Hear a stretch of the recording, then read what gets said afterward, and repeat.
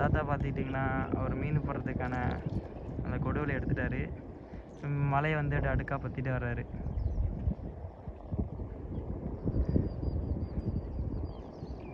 ஒரு மீன் எடுத்து போட்டார்.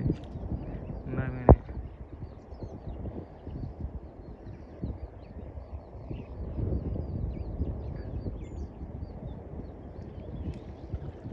பார்த்தீங்கன்னா வலை ஃபுல்லாக அங்கங்கே எல்லா இடத்துலையும் வந்து மீன் பாயுது வலையில் மாட்டி மாட்டி. தாத்தாவுக்கு இன்னைக்கு சிறந்த பாடு அங்கே